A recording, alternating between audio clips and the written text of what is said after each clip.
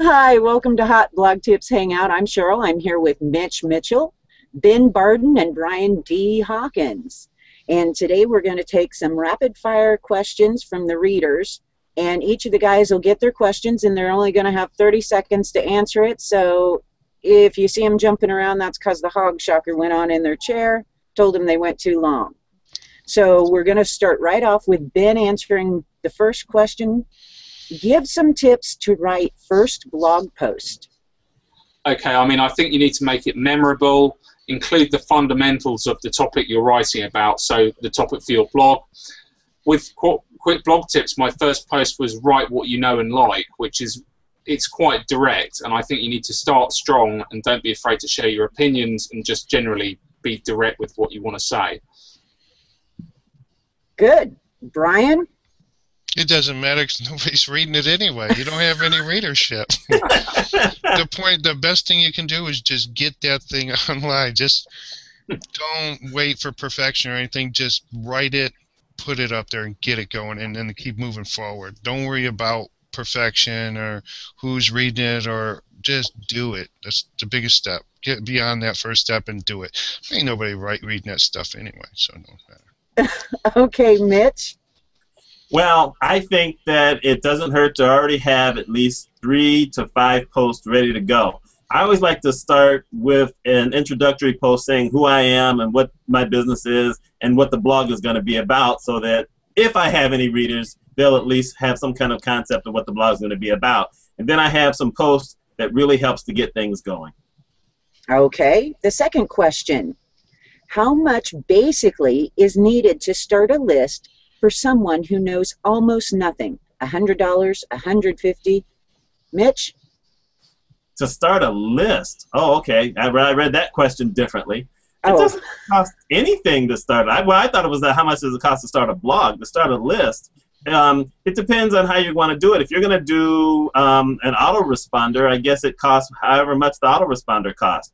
If you're just going to do a list, just put a link on your blog or your website, write something about it, and get people going. It doesn't cost anything. Good job. Ben? Well, I mean, if you want to use something like Aweber, which is a good list building tool, then you can spend $1 and it's a free trial for a month. After that, it's $19 a month for up to 500 subscribers. And really, if you want to pay more, then it's down to things like if you want a custom design. So you might spend $50, $100 or more for a custom design. But you could just use MailChimp and get a free list, no problem. Okay, Brian? I'm going to go with Ben on that. Aweber, I've been using them for years. I love it. Like you said, you can start for $1. It's like $19 a month. The bigger your list grows, the more it's going to cost you. But by then, hopefully, you're making money from your list. Anybody that subscribed to our newsletter can click Ben's link, if you would, please, just underneath his on Thursday. Go down below whatever tip he has, and he recommends Aweber. Click that link and give him the credit for signing on. So if Yes, go into our archives. Yeah, go into our archives.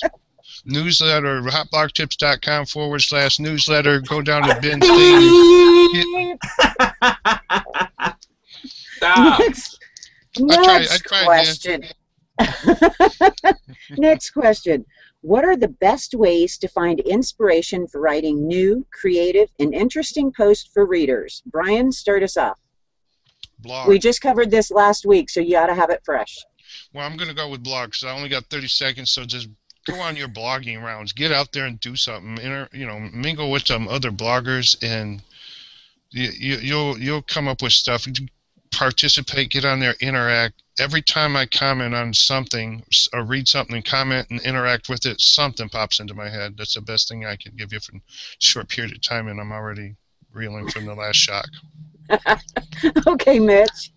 Yeah, I'm pretty much with Brian. I would add news stories based on your topic. There's just so much that's out there, and nothing says you have to agree with everything that you read. Some of the best blog posts are if you read something you think is garbage and you want to write something counter to it. There's just so much inspiration. It's unbelievable that some people can't think of what to write about. Okay, Ben?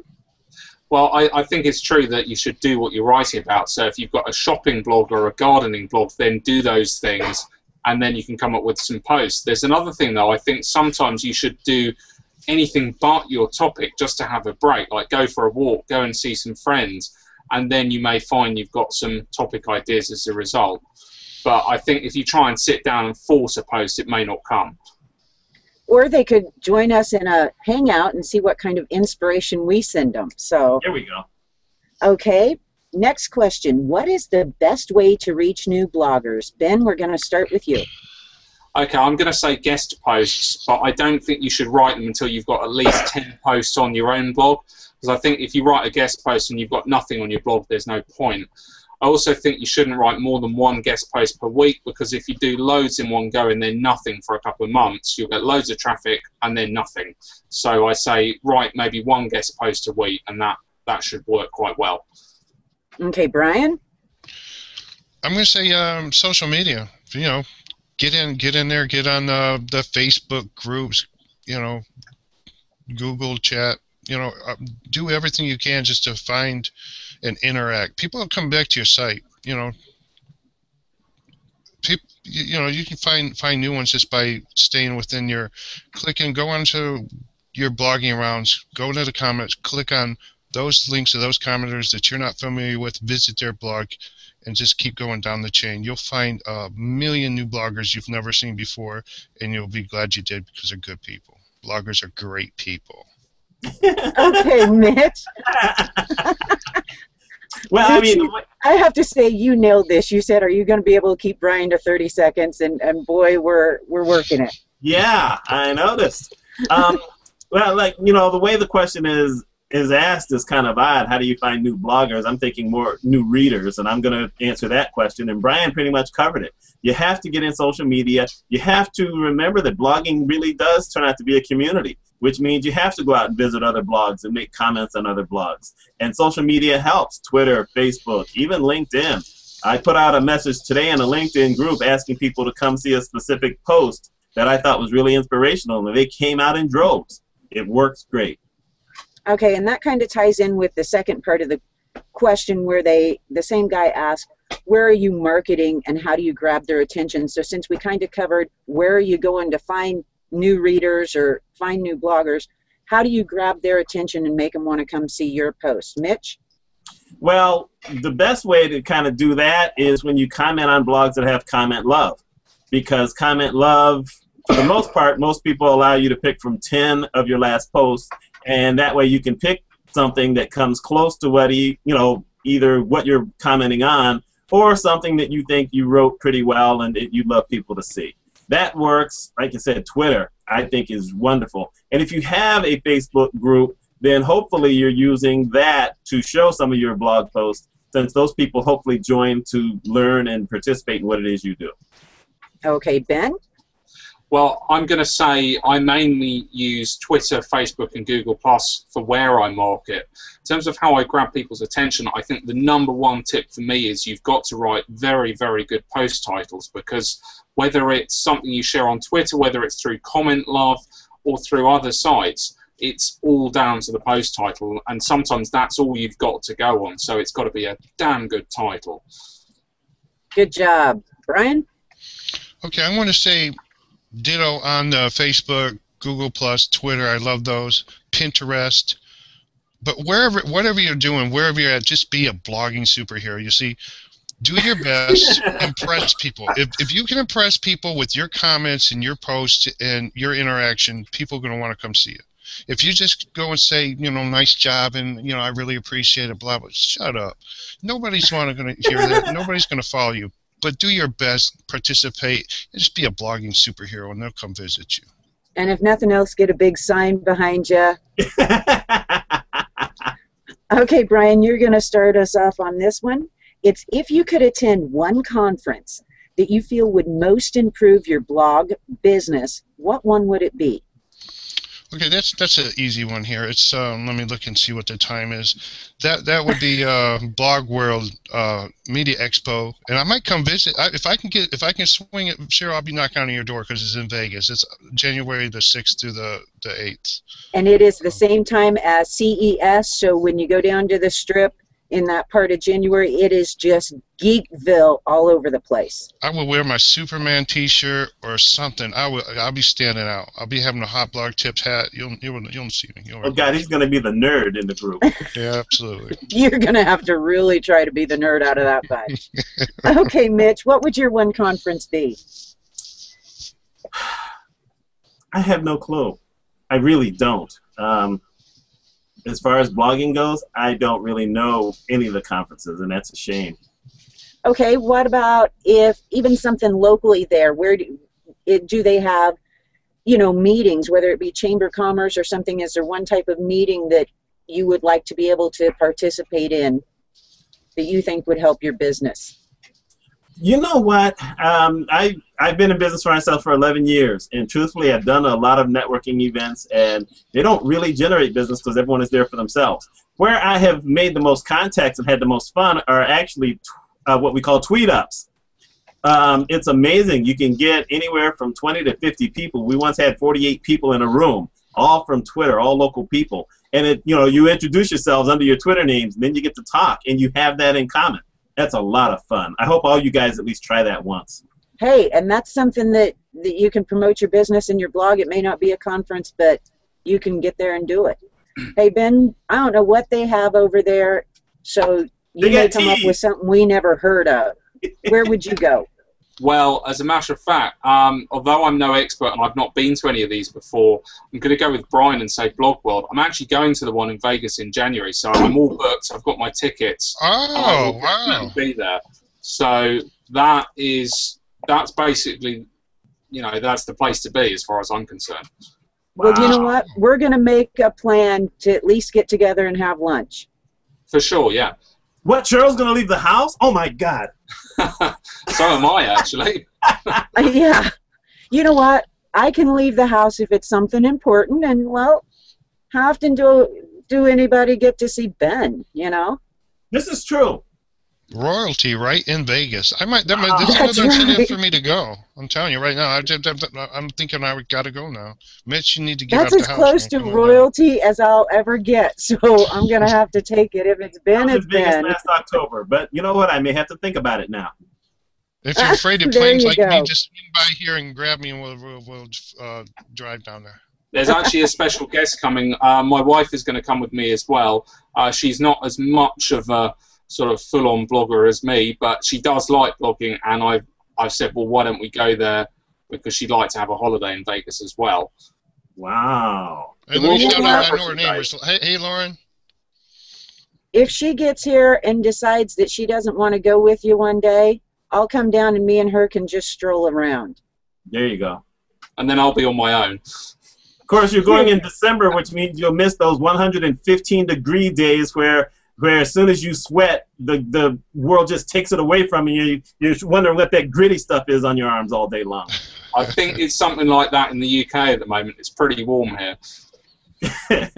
Okay, guys, let's get back on track. We got all excited about Ben coming to Vegas. So the next question is, and actually we're going to start with Ben. When should you put ads on your blog? When it's brand new or after you build a big readership? I'm going to dodge the question a little bit and say I honestly don't think most ads are really worth bothering with. I mean, I think they distract people from your content, but if they're well designed, they're relevant, they're not linking to anything dodgy, and they pay well, then they might be worth having. But generally, I think don't just put ads on your blog because you think you might make $1 or $2. It's just choose the ones you want to use carefully. Okay, Brian? Okay, I'm going to say once you've established your blog, you have a well-established blog. Go ahead and but only the things that you actually use. Don't put garbage out there. That hurts your reputation. I prefer to use an ad in the form of an affiliate link in a blog post. Like Ben said, banner ads and flashy little GIFs and stuff on your sidebar. That's just garbage. It slows your page down and everybody ignores it. Banner blindness. Okay, Mitch, how about you? I'm going to go a different way like I usually do. I'm going to say I don't think there's anything wrong with putting ads on your site. Don't overdo it, and don't put up frivolous stuff, kind of like what Brian said. For instance, when I created one of my local blogs, I put one thing up there, but it's a local thing. So I said, why not take advantage? If the local people want to come and they want to buy something related to Syracuse University, why not just put that at least one thing up there? In general, though, you're putting ads up there, but if you don't have anyone who's even coming to your blog yet, you're not really helping it out, but you're not hurting it either because no one's offended by the ads. That's true. Okay, Mitch, this one's going to start with you, and this will be right up your alley. If you have a client that you are going to help with their online part of business, is it better to charge them by the hour or by a project flat rate? Wow, that is a good one. I'd rather charge by a project flat rate than an hour, unless they're only looking for basically 1 hour's worth of service, or, advice or consulting.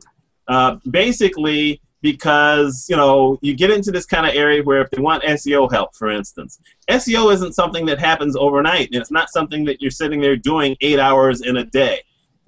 So that makes no sense to charge it that way. You might as well charge it on a project fee because it's one of those kind of things where it takes time to happen, but it's not something that takes a lot of overtime doing stuff. So project fees definitely work out better. Okay, Ben? I'm just going to say I think it depends on the job. It depends what you're doing, how flexible the client is. It depends how much work you need to do. It also depends how good you are at estimating, because I think you may not realize that something's actually going to take a long, long time, and you might say, oh, it'll only take a couple of hours. So, I mean, I think just find what works for you and go with that. Okay. Brian? Okay, I'm going to go with from experience and forget flat rate. Flat rate, to me, anyway, hasn't worked. Everything takes more time, and once the client's once payment's no longer an issue because they've already paid, they're calling you every 5 minutes. I need to change this. They will wear you out. Get them on a retainer. Charge them hourly. Forget flat rate. Flat rate in consulting, as far as I'm concerned, is just hurting yourself. You're going to be running around circles for everybody for very little money. Okay. And Brian, this question's going to start with you. Do you advertise your sites offline, and if so, how? Offline. It does in my house count. If you have company, it might count. Well, I don't know. Oh, there you go.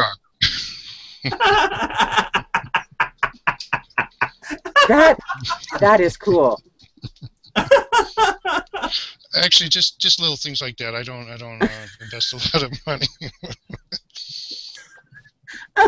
Okay, Mitch, are you going to show us a car or anything? How do you advertise offline? Oh no, nothing's going on my car. Nothing's going. No, that's not happening. Actually, I do. Every email I send out has my websites on it. Every regular letter that I send out has my websites and at least my business blogs on it, depending on what business I'm highlighting. If I give a program locally or whatever, I always have it in there. That's probably about as far as it goes. Although I will say that when I've been to tweet-ups or I've been to certain networking things and get in that conversation, I will mention, oh, well, yeah, you know what, I have a local blogger, or I talk about social media, or I do this or whatever, and then it comes up. So, yeah, I could say I do it to a degree. Okay, Ben, how about you? Well, I don't do a lot. I mean, I tell friends about my blogs and also some of the people that I work with, and we exchange ideas and stuff like that. I am going to get some business cards printed and bring them to Blog World in January, so that will be basically a way to see if anyone actually looks at them. But it's a nice little thing to give out so people don't forget who you are. Okay. And Ben, we're going to give you this question first. It is, what is more important to your branding? To brand your name or self or your site name? I think I would go with the site, because I think it's easier to create a brand around a site with a logo and so on than to brand yourself. I mean, I think I wouldn't create a branding for my name, although I would want people to know who I am. But if I'm starting, say, another site, then I'm going to have to brand that site. So I think I'd have Quick Blog Tips branded and then not so much me as a person. Okay, Brian, how about you? I guess that's going to depend on what your intention is for ultimately for your blog. If you're going to try to build it up and sell it, of course you're going to want to brand that name so to add value to it. And you're still going to want to do that even if you want to keep it. But ultimately, I want to brand my name as well. So I'm a very popular person, superhero in blogging. Everybody knows me. So it's really not an issue at this point. But yeah, I'm going to say both. They're both equally important. I mean, if you're going to use your name, your persona, but yeah, both. Okay, and Mitch? Goodness. I'm branding me. I have to brand me. I have, multiple blogs, multiple websites. And the truth is that my long-range goal is to be a professional speaker and presenter. So it has to be working on branding me. I mean, let's face the fact here. I've got I'm Just Sharing as my main conversational blog. You're not really branding and I'm Just Sharing. A lot of people use that term.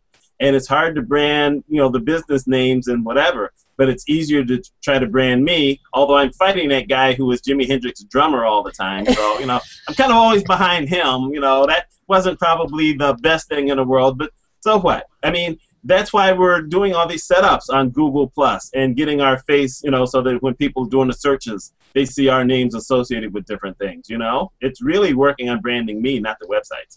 Have you ever thought about becoming a drummer yourself? Yeah, we don't want to see that. Star. I was a piano player, so no, we don't want to see me drumming. Okay. And our next question is, what do you think will be the hot topic or biggest change of blogging within the next year? And we're going to start with you, Mitch.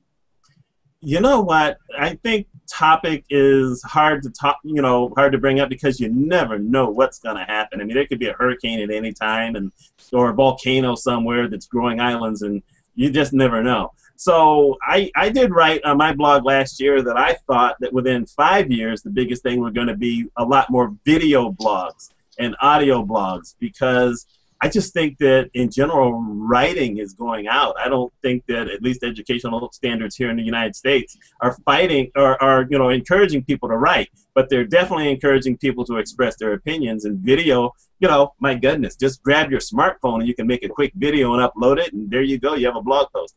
I'm not happy about it. I'm not going to do it, but that's where I think it's going. Well, you're doing it right now, so we're ignoring that end of it. Okay, Ben, what do you think will be the next big thing? I think in relation to what Mitch said, I think it does generally depend on technology. So when new technical advances come in, like a new website, then people may use that, and that may be a big shift. I think really there's going to be more focus on email lists, although there already is. And I can see that things like RSS and feeds are just going to completely die out, because I don't think Google's really done a lot with FeedBurner recently, and I can see them changing Google Reader as well. So I'm not sure I see a lot happening with feeds, but maybe more with email lists. Okay, Brian? I'm gonna go with video too, as well as mobile. Uh-oh. What the devil? I forgot to give the puppies the rules. Don't drive past my house. Oh, God. But I'm going to say video and mobile. I think we're going to see more mobile blogging. Oh, wow, that hurt.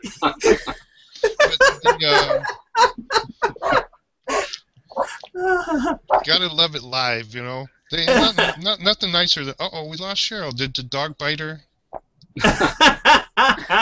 Slight technical hitch there. Oh, there she is.